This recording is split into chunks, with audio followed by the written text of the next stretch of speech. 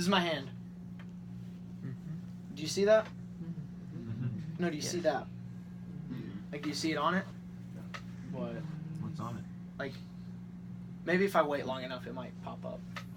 I don't know. Maybe. Is it growing? Maybe a few years, maybe a couple million years. I don't know.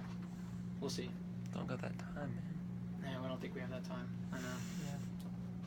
But maybe something could pop up even if nothing happens, right? Like if I just hold my hand here, don't you think like something could grow or something? If you give it enough time, maybe. A couple trillion years. Get out Couple of here. trillion. Yeah. Maybe some fungus. That's what we're dealing with when we talk about evolution. Something living, coming out of nowhere, that was started by something. That's what we're dealing with.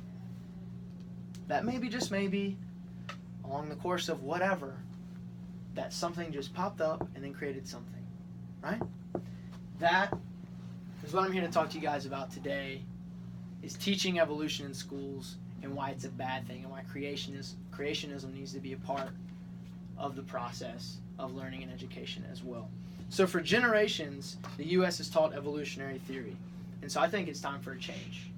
And with that, I'm going to go through 4 different topics throughout this speech to persuade and maybe urge you guys to maybe take a stand to say, hey, teaching evolution in schools is wrong. It doesn't make sense. There's no facts to support it. And those 4 topics are that there are no criticisms of evolution. And we'll talk a little bit about transitional fossils, or maybe lack thereof.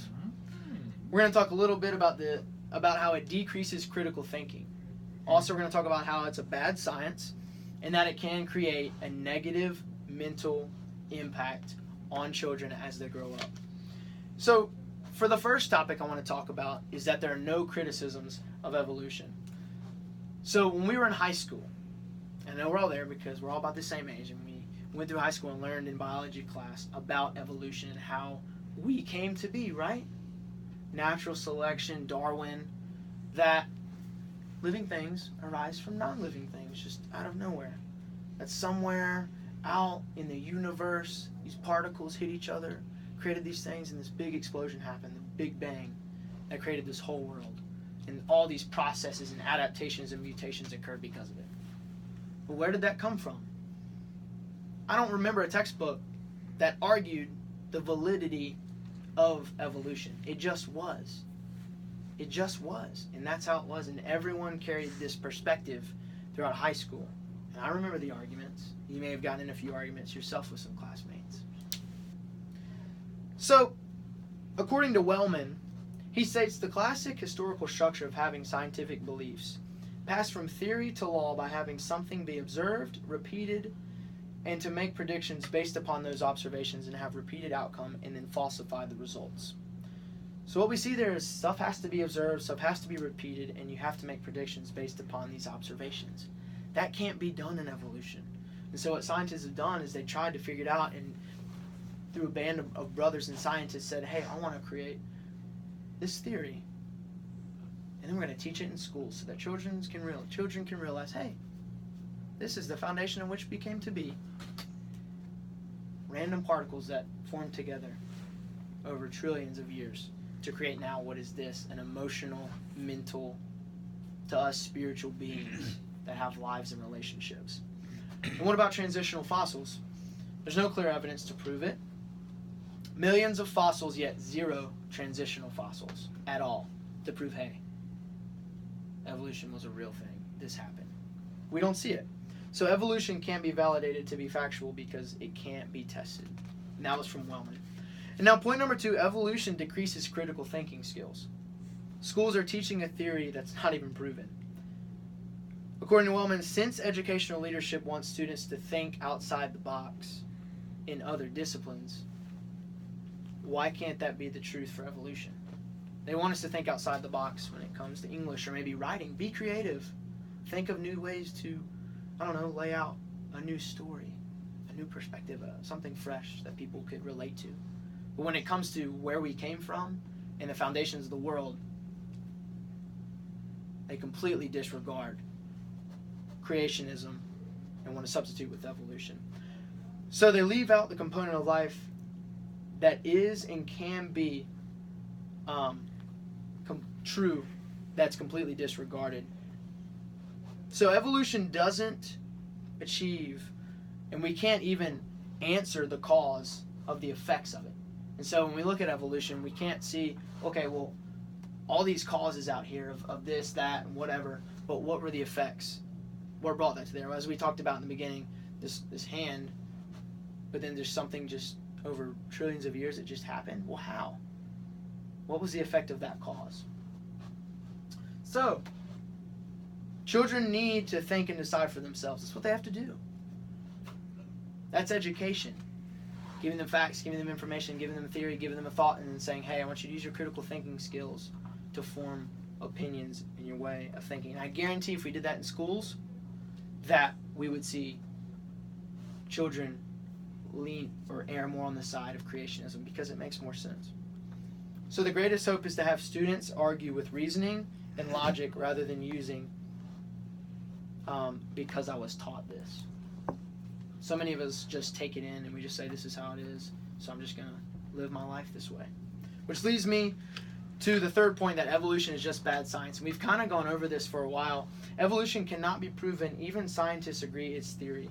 According to Michael Reese, professor at the Education Institution, London, states, natural selection cannot, on account of the second law of thermodynamics, create order out of disorder. Mutations are always deleterious, and so they cannot lead to improvements. Basically, that order cannot come out of disorder, is basically what Reese is saying in this statement.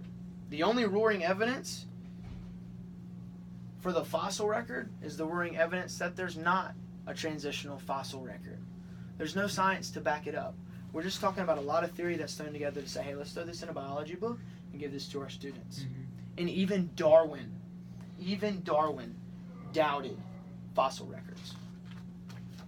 And our last point, negative mental influence of students. If there's anything more that gives me more passion for this topic is the fact that it can negatively impact students. What's a student's foundation? That they just came to be, that they evolved from an ape, and now they're supposed to have a conscience and supposed to follow rules. If I came from an animal, why would I have any reason to follow any type of rule? Why? If that's just how it was. Where did that come from? According to Cosmides, he says, an evolutionary perspective leads one to view the mind as a crowded zoo of evolved, domain-specific programs. There's no purpose for humans besides surviving when we talk about evolution. There's no purpose, because natural selection is what it's all based around. And what that does is creates an increased selfishness, racism, decreased spirituality, and decreased sense of purpose and self-determination. That's from the perceived consequences of evolution. And so we see all these just negative things that impact students and children to then, when they go out into the world, they don't care about anyone but themselves, and they can do everything they can to get. It's a negative impact that can influence kids in a horrible way. So to close, I want to kind of cover the 4 topics that we've talked about. And those 4 topics are talking about that there are no criticisms of evolution whatsoever. No criticisms. Also, decreased critical thinking. It's going to take the brain that God has given us, dumb it down to theories, and that's how we're supposed to live our life. It's bad science. We've looked at transitional fossil records. We've looked at plenty of things, even Darwin and his theories, that didn't prove factual whatsoever. And then the fact that it can create a negative mental perspective. This negative mental perspective that will be carried for the rest of your life because you built a foundation on hoax. So Christians need to take a stand. Christians got to take a stand and say, this can't go on any longer. We were created by God in His image to fulfill His purpose on this earth.